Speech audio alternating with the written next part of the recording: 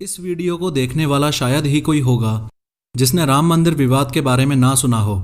3D animation की मदद से आज इस वीडियो में आपको फ्यूचर में बनने वाले राम मंदिर की पूरी जानकारी मिलेगी। तो चलिए बहुत ही बेसिक लेवल से शुरुआत करते हैं। उदाहरण के लिए एक 6 फुट का आदमी इतना लंबा दिखता है और इतना एरिया होता है 1 स्क्वायर किलोमीटर, यानी कि 1 किलोमीटर लंबी 4 सड़कों को आपस में जोड़ दो। 1 स्क्वायर किलोमीटर 250 एकड़ के बराबर होता है। तो हम जिस 67 एकड़ जमीन की बात कर रहे हैं वो इतनी हुई। चौंकाने वाली बात यह है कि ये विवादित जमीन है ही नहीं। जो विवादित जमीन है वो सिर्फ 2.77 एकड़ है, यानी कि सिर्फ इतना। इसे ही राम जन्मभूमि कहा गया है और जितना भी विवाद था वो इस 2.77 एकड़ के लिए ही था। अब 9 नवंबर 2019 को सुप्रीम कोर्ट ने जो फैसला सुनाया था उसके अनुसार हिंदुओं को दी गई जमीन से दुगनी जमीन यानी कि 5 एकड़ मुस्लिम पक्ष को मस्जिद बनाने के लिए दी जाएगी। अब ये ही 2.77 एकड़ जमीन 6 दिसंबर 1992 से पहले ऐसी दिखती थी।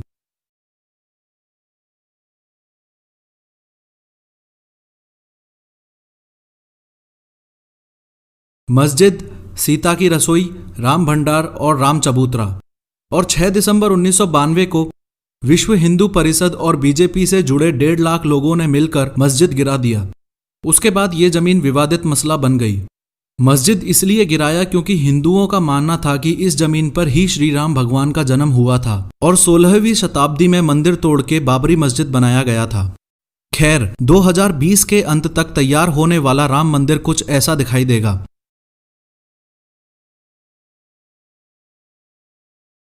इसकी लंबाई 270 फीट, चौड़ाई 145 फीट और ऊंचाई 141 फीट होगी। मंदिर की बनावट को अच्छे से समझने के लिए खाली जमीन से शुरुआत करते हैं। सबसे पहले करीब 25 फुट ऊंचा फाउंडेशन स्टोन होगा। उसके ऊपर 6 फीट ऊंचा छोटी डिजाइन में चबूतरा होगा। उसके ऊपर 16 फुट 3 इंच की ऊंचाई के 106 पिलर्स लगेंगे। रामलला की भव्य मूर्ति इस गर्भगृह में विराजमान होगी। गर्भगृह के चारों तरफ परिक्रमा लगाने की जगह होगी। उसके बाद पहली मंजिल का चबूतरा होगा। उसके बाद 14 फुट 3 इंच ऊंचाई के 106 पिलर्स पहली मंजिल पर भी लगेंगे। उसके ऊपर छत और गुंबद होंगे। पर ध्यान देने वाली बात है ये शिखर, जो कि 65 फुट 3 इंच का होगा और इसके ऊपर भगवान राम के नाम का झंडा फहराया जाएगा। इस प्रकार देखा जाए तो मंदिर में कुल 212 पिलर्स होंगे। हिंदू माइथोलॉजी के मुताबिक हर एक पिलर में 16 मूर्तियां डिजाइन होंगी जो कि हिंदू देवी देवताओं की होंगी। मंदिर में एंट्री टोटल 5 जगह से हो पाएगी।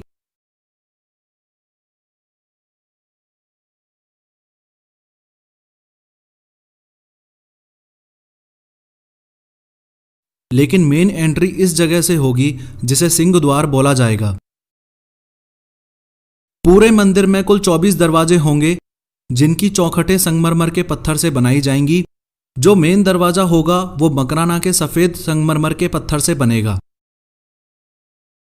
राम भगवान की मूर्ति ग्राउंड फ्लोर पर स्थापित की जाएगी और फर्स्ट फ्लोर राम दरबार के लिए होगा। मंदिर के मुख्य 5 हिस्से होंगे: सिंह द्वार, नृत्य मंडप, रंग मंडप, कौली, गर्भगृह और परिक्रमा। मंदिर में कुल 330 बीम का इस्तेमाल किया जाएगा। पूरे मंदिर में कहीं भी स्टील का इस्तेमाल नहीं होगा क्योंकि मंदिर को भव्य बनाने के लिए भरतपुर राजस्थान के पत्थरों को बारीकी से तराशा जाएगा और सिर्फ उन्हीं पत्थरों का उपयोग होगा। मंदिर का लगभग 70% काम पूरा हो चुका है और बचा हुआ काम पूरा होने में 3-4 साल और लगेंगे। चंद्रकांत सोमपुरा ही वो शख्स हैं जिन्होंने राम मंदिर का डिजाइन और मैप तैयार किया है। खास बात यह है कि गुजरात में स्थित भव्य सोमनाथ मंदिर का मैप और डिजाइन इनके ही दादाजी ने बनाया था। ये राम मंदिर का मैप और मॉडल सोमपुरा जी ने 90 के दशक के शुरुआती सालों में बनाया था, जिसे उस समय भावी संतों ने और विश्व हिंदू परिषद ने स्वीकार किया था। ये जो बाउंड्री के अंदर का एरिया आप देख रहे हो ये करीबन 6 एकड़ जमीन है। चंद्रकांत सोमपुरा ने पूरा नक्शा 6 एकड़ में इसलिए तैयार किया क्योंकि 2.77 एकड़ जमीन तो सुप्रीम कोर्ट ने दे ही दी है और बची हुई 3.25 एकड़ जमीन वो भी उपयोग में ली जा सकेगी जो सरकार के अंडर है। वो इसलिए क्योंकि जो 67 एकड़ जमीन सरकार के अंडर है वो अलग अलग ट्रस्ट की हैं। इस 67 में से सबसे ज्यादा यानी कि 42 एकड़ जमीन सबसे बड़े ट्रस्ट राम जन्मभूमि न्यास की है। ये जमीन पिछले कई सालों में राम जन्मभूमि न्यास ने विवादित जमीन के आसपास रहने वाले लोगों से खरीदी थी। राम मंदिर के चारों तरफ 4 छोटे छोटे मंदिर और होंगे, जिसमें भरत मंदिर, लक्ष्मण मंदिर, सीता जी मंदिर और गणेश जी का मंदिर होगा। भव्य राम मंदिर के जस्ट सामने एक बहुत बड़ा विजय स्तंभ होगा। मंदिर के डायमेंशंस को अच्छे से समझने के लिए ये याद रखें कि मंदिर के सामने खड़ा हुआ 6 फुट का आदमी कुछ ऐसा दिखाई देगा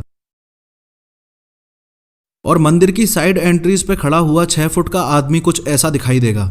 मंदिर से हटके थोड़ा बाईं ओर चलें तो इस जगह पर कथा कुंज भी होगा।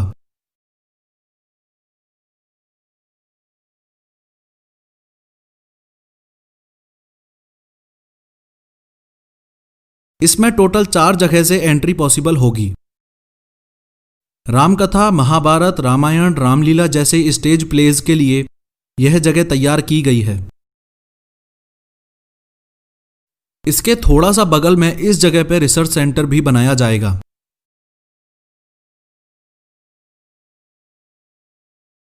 अगर मंदिर के दाईं ओर चलें तो इस जगह पे स्टाफ क्वार्टर्स होंगे। इसके अलावा ये जो अदर बिल्डिंग्स हैं ये आने वाले भक्तों और दर्शकों के लिए धर्मशाला और भोजनशाला के लिए तैयार की जाएंगी। ये पूरी जमीन मजबूत फेंसिंग से प्रोटेक्टेड होगी और इस राम जन्मभूमि में घुसने के लिए ये 4 मुख्य द्वार होंगे।